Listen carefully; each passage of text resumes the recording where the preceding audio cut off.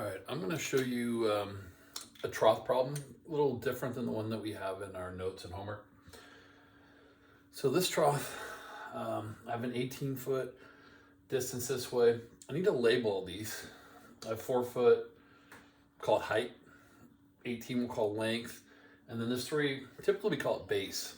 So I need to introduce letters to the problem.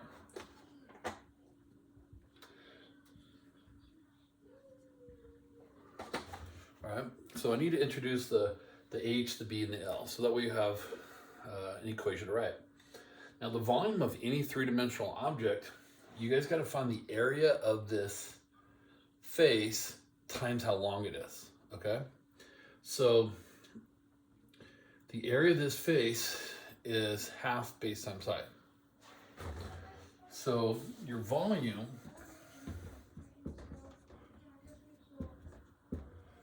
is 1/2 base times height times length, because you find the area of this face times how long, and that's how you find three-dimensional. If it was standing up, you'd find the area of the bottom times how tall.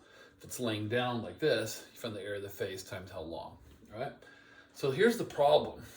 We want 2 variables typically with the amount of information we're given, and I didn't give you any information, which I will give you, but we got 4 variables it seems, and we want to try to knock it down to 2, so we've got a lot of work to do. Now, typically they'll tell us water's coming in, so let's just say water's coming in at, I don't know, just do a number that's not here, 5 cubic feet per minute, all right? So we're gonna have this all in feet. This is a huge trough, all right? So 5 cubic feet every minute, we are getting some water added to it. So they'll typically ask us a question, and the question is, how fast is the height changing? Oh, when the height gets to, let's just say 2. The most the height could be is 4. So let's say when the height gets to 2 feet high, how fast is it changing, okay? All right, so the letters that we need then are V and H. So I gotta get rid of B and L typically. Well, when we fill this up with water, if you guys look at it and think about it carefully, there's one thing that's never changing. Well, if I add water, the height gets taller, so the height's changing. Well, it's getting wider here, as you can see, but the one thing that's never changed is the length. So I can actually replace length 18 right here. I got the 1/2, so I have 9 BH. All right, so now I'm down to 3 letters, which is good because the length doesn't change. Now, if you were to look at the front face, we have similar triangles going on. This little triangle of the waters is similar to that. So the base and height of the water is in the ratio of the base and height of it when it's full. So you have an equation, B over H is 3 to 4. Now, since I want to get rid of base is 3/4 H. I solve for B. The reason I want to get rid of base is we're looking for height. I don't care about base. I'm not looking for base. So I replace over here B 3/4 H.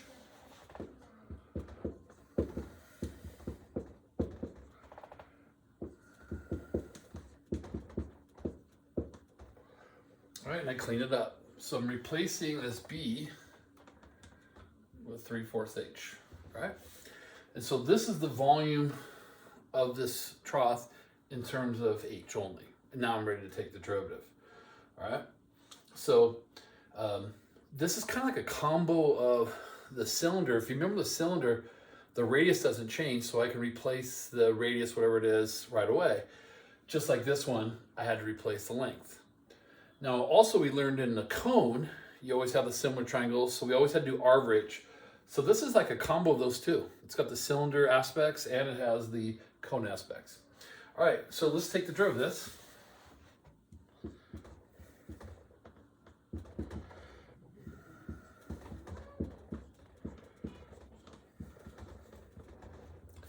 So derivative of V is dV dt, 27/4 constant sit there, derivative H squared 2H dHdt. And just fill in the blanks.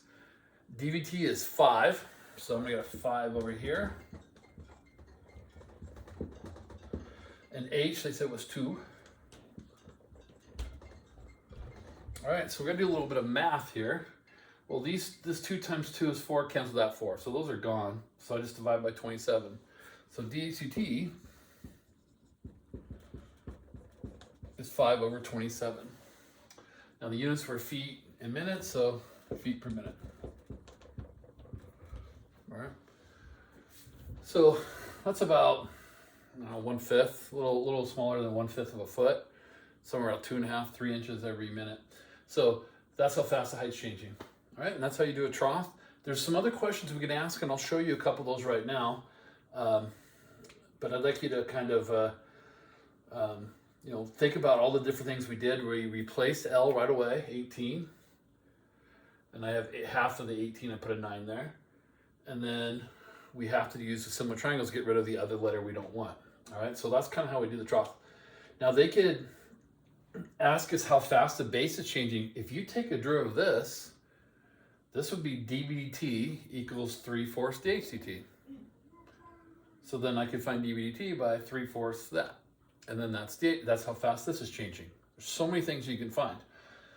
Now, one question we've gotten before is the surface of the water. If you look at the surface, the top, if you were to stare in the trough and look at the surface, it's a rectangle, right? So you kind of see the rectangle, I kind of have it outlined there. And the area of that rectangle is base times length. Well, remember length doesn't change, so that's 18. And we already replaced B with 3/4 H because we want to use H. So I can replace this with 3/4 H and this with 18. Now let me erase this now. I got the area is 27H over 2. All right, that's what that reduces down to. And that's how fast the area is changing. So I can find the derivative of that.